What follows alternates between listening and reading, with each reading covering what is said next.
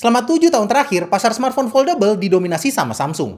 Kini, hadir sang penantang. Walau ini adalah generasi pertamanya, oh boy. Yang Motorola lakukan sama HP ini tuh sungguh menarik. Kenalin sob, ini adalah Motorola Razr Fold. Alasan kenapa Samsung tuh mendominasi pasar foldable adalah karena membuat smartphone foldable itu tuh bukan perkara gampang. Secara hardware itu tuh lebih kompleks. Layarnya harus tahan terlipat, hinge yang durable dan punya tekanan yang pas ya, nggak bisa kekencengan, jadi susah dibuka, tapi juga nggak bisa terlalu lemes gitu yang bisa bikin layarnya tuh jadi ngeplek-ngeplek. Harus tipis biar ketika terlipat itu nggak kayak lagi bawa batu bata. Tapi jangan sampai baterainya kekecilan karena layar besarnya ini makan lebih banyak energi. Ditambah lagi pasar smartphone foldable itu tuh super niche, sangat terbatas. Nggak untuk semua orang, yang beli juga sedikit, tapi jualan tetap harus profit. Menariknya, Motorola Razr Fold ini bisa ngasih begitu banyak hal yang benar dari sebuah smartphone foldable. Desainnya tipis tapi baterai tetap bisa tahan lama, kameranya bagus, komplit karena sampai ada telefoto, dan softwarenya mateng walau hadir dengan beberapa catatan. Yes, that's pretty much it. Itu mungkin kesimpulan dari review Motorola Razr Fold. Kalian bisa langsung berhenti nontonnya dan beli HP-nya ini lewat YouTube Shopping di bawah. Tapi kalau kalian masih butuh pembahasan lebih lanjut, saya akan cerita satu-satu kelebihan dan kekurangan dari HP lipat ini. Pertama, saya tuh suka sekali dengan desain Motorola Razr Fold ini. Di era smartphone yang desainnya tuh makin kesini tuh makin minimalis, Motorola Razr Fold ini tuh masih bawa bagian belakang yang bertekstur seperti ini. Saling silang seperti berlian. It looks good, it feels good, dan kata Motorola ini tuh menambah durability-nya. Beberapa orang tuh nggak suka sama desain modul kamera yang kotak gini, which is gak apa-apa, desain itu tuh memang soal selera, sangat subjektif, tapi saya sih personally suka. Simple dan kalau dikombinasiin sama warna hitam dan pattern bagian belakangnya ini, memancarkan aura bapak-bapak SCBD banget. Di paket pembelian kamu juga dikasih casing bawaan, which is nice, mengingat nyari casing third party buat Motorola itu tuh tidak mudah. Keluhan saya hanya soal pemilihan finishing case-nya aja. Glossy frosty gitu yang malah nutupin pattern ganteng di desain bagian belakangnya ini. Kalau udah sering digunakan ya malah kelihatan minyakan gitu. Tapi ini keluhan minor aja dan sangat subjektif ya. Ya masa kalian gak jadi beli HP hanya karena gak suka casing bawaannya aja? Brand sebelah malah udah kagak ngasih casing sama charger. Ini dapat dua-duanya. Ketebalan dari Motorola Razr Fold ini tuh hanya 4,7 mm. Cukup tipis meskipun bukan yang paling tipis. Smartphone foldable itu wajib tipis karena ketika dilipat ketebalannya tuh jadi 2 kali lipatnya lebih. Ketika dilipat kalau terlalu tebal, layar cover screen-nya ini tuh jadi tidak nyaman untuk digunakan. Kalau Motorola Razr Fold ini buat saya sih masih nyaman ya. Untuk baterai, Motorola Razr Fold ini juga punya baterai berkapasitas 6000 mAh. Yang impresif tuh bukan soal ukuran, karena Vivo tuh bisa masukin baterai yang sama di bodi yang lebih tipis di X Fold 5. Impresifnya itu ada di real life usage-nya. Dan itu yang penting. Smartphone ini awetnya bukan main. Dengan pemakaian ala saya yaitu heavy di chat, ngetik bikin skrip, dan baca komik, sisa baterainya tuh antara 50% sampai 20%. Bisa sampai 20% itu kalau saya banyak main game ya. Tapi mostly kalau saya pure buat kerja, itu selalu di sekitar 50-40%-an. Jadi bisa dibilang ketahanan baterainya ini tuh awet banget. Ngecasnya juga cepet karena support 80 watt. Kelebihan lain yang ada di smartphone ini adalah kameranya. Motorola Razr Fold pakai setup triple kamera di bagian belakangnya. Semuanya 50 megapiksel, mulai dari kamera utama, ultrawide, dan periskop telefoto dengan 3 times optical zoom-nya. Hasil fotonya bagus, mungkin yang terbaik di kategori smartphone foldable. Kata DxOMark sih begitu. Emang sih, hasil foto tuh kayak punya output yang lebih artistik daripada aslinya.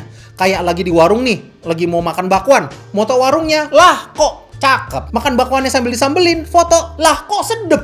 Fotonya dan bakwannya. Kayak effortless gitu untuk dapetin foto yang bagus. Ini pas kondisi lagi biasa aja ya.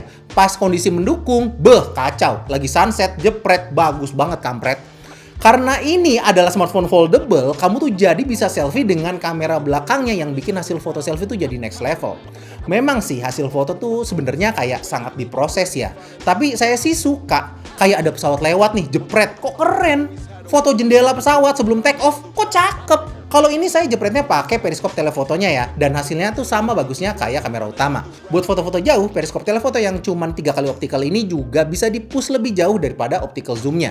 Sampai 10 kali zoom atau di 236 mm menurut saya itu tuh masih bagus. Kalau di atas itu ya udah cukup kelihatan sih bantuan AI-nya, but still masih oke buat dilihat. Selain buat foto-foto jauh, ultra wide-nya juga ngasih kualitas foto yang enggak jauh berbeda. Seneng sih liatnya. Soalnya biasanya ultra wide itu tuh cuman jadi pelengkap doang, tapi di HP ini tuh enggak. Untuk low light juga dia tuh bisa diandalkan. Memang bikin foto malam tuh jadi terlihat lebih terang ya. Enggak yang mempertahankan suasana malam, tapi saya sih nggak ada masalah. Hasilnya menurut saya masih cukup bagus dengan noise yang cukup bersih. Bang, Apa? saking bagusnya kamera handphone ini, Bang. Hah? Kalau kita foto etalase tiba-tiba penuh, Bang. Wah, itu dia. Satu lagi, Bang. Apa lagi? Kalau kita pakai foto lahan kosong, Bang. Wah, itu dia. Nggak tahu tuh masuk apa enggak tuh. Kesensor apa enggak tuh nggak tahu dah. Desain ganteng, baterai tahan lama, dan kamera bagus. Sejujurnya ini hal yang langka untuk ada di sebuah smartphone foldable secara bersamaan. Kadang kamu tuh cuma bisa punya 2 dari 3 hal ini. So, ini adalah hal yang patut dipuji dari Motorola Razr Fold. Saya mau tepuk tangan dulu. Meski begitu, 3 hal tersebut itu tuh semuanya hardware. Mau hardware-nya bagus, kalau software-nya ampas, ya apa gunanya? Kalau ganteng tapi tidak sholat, apa gunanya? Oh. Itu gue nambahin, maaf. Buat yang muslim aja ya. Maaf ya, buat yang muslim aja. Nah, ditambah lagi, ini adalah smartphone foldable. Perlu banyak penyesuaian software agar experience-nya tuh enak untuk digunakan. Nah, apakah Motorola Razr Fold ini punya software yang bagus? Jawabannya adalah tidak. Nggak bagus, tapi bagus banget. Sama One UI, Bang?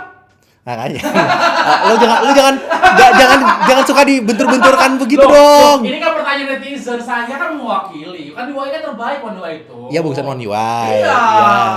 Tapi bukan artinya ini jelek. Katanya bagus Saya banget. boleh lanjutin nggak, Bang? Mulai dari looks-nya tuh bersih, flat minimalis, dan sangat vanilla. Saya tuh suka. Responsif juga performanya. Ya, pakai Snapdragon 8 Elite Gen 5 juga sih. Ya, masa nge-lag? Dipakai main game juga asik, tapi saya bukan gamers dan saya tuh nggak banyak main game di HP ini. Jadi mohon maaf, nggak ada tes gamingnya di review ini ya. Bloatware ada beberapa, tapi nggak banyak banget yang sampai ganggu pemandangan lah. Multitasking mudah, UI-nya tuh ngasih kamu banyak opsi. Mau yang window besar kayak begini, atau yang kecil tapi banyak kayak gini, tinggal pencet aja. Biasanya kamu tuh nggak bisa milih kayak gini kalau di brand lain. Terus multitaskingnya juga mudah aksesnya. Menunya itu tuh nggak sembunyi dan nggak perlu hafalin gesture. Mulai dari multitaskingnya tadi yang tinggal swipe ke atas aja, terus ada opsinya di bagian atas kanannya. Mau split screen atau picture in picture, tinggal pilih doang. Atau kalau lagi ada di dalam app-nya, tinggal klik titik 3 yang ada di bagian tengah atas layar. Bisa langsung split screen atau picture in picture. Mudah banget aksesnya. Bang. Dapur MBG itu Masya bermanfaat. Allah. Bloatware Iya. tuh nggak bermanfaat, Bang. Oh. Ada di mana-mana nggak bermanfaat. Oh, tapi di Irwan, tolong banget tuh Irwan, bener deh. Kacau banget ini. Kalau lagi nonton Netflix, kamu nggak bawa stand HP, tebalikin sambil dilipat aja HP-nya, jadi bisa kayak stand begini nontonnya. Enak banget. Ditambah lagi, layarnya tuh bagus. Dia tuh pakai panel LTPO OLED display yang support Dolby Vision HDR10 Plus di kedua layarnya, baik di cover screen dan di layar dalamnya. Layarnya juga terang, bisa sampai 6000 nits. Jadi dipakai di bawah matahari juga dia tuh bisa ngelawan. Dia juga punya speaker yang disupport sama brand audio terkemuka yaitu Bose atau Bose. Ya terserah kalian bacanya gimana dah. Buat nonton film, suara yang dikeluarkan itu tuh dewasa banget.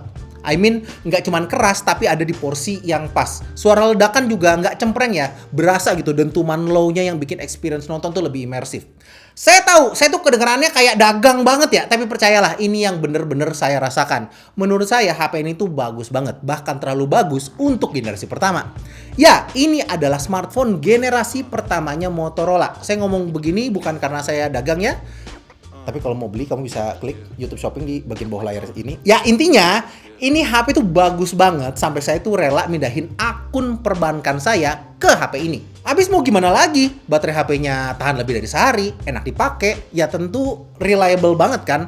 Karena reliable, saya tuh masukin lah aplikasi perbankan saya. Biar pas mau bayar apa-apa, itu tuh nggak keganggu sama baterai HP yang mau habis. Samsung Galaxy S26 Ultra.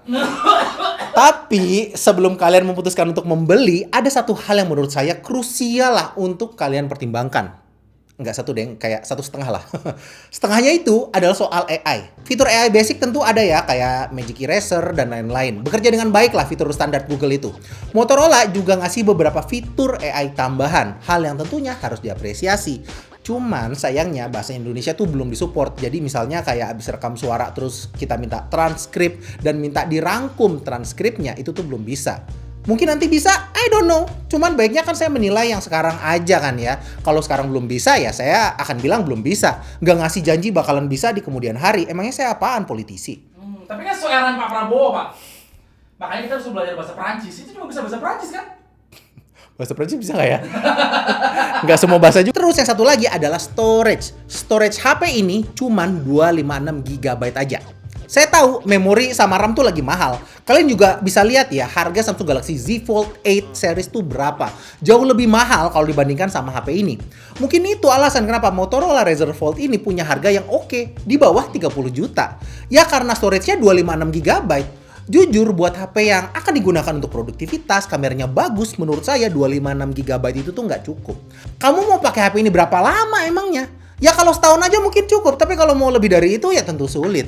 Menurut saya harusnya Motorola tuh kasih opsi yang 512 GB lah minimal. Nggak apa harganya lebih mahal, karena menurut saya HP ini tuh bagus. Bagus banget malah.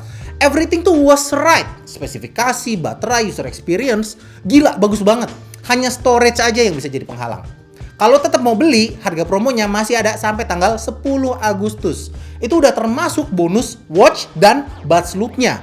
Udah mah harganya oke, kalian masih dapat bonus juga. Jangan sampai kelewatan karena harga normalnya itu di Rp29.999.000 dan bonusnya juga udah kagak akan ada lagi.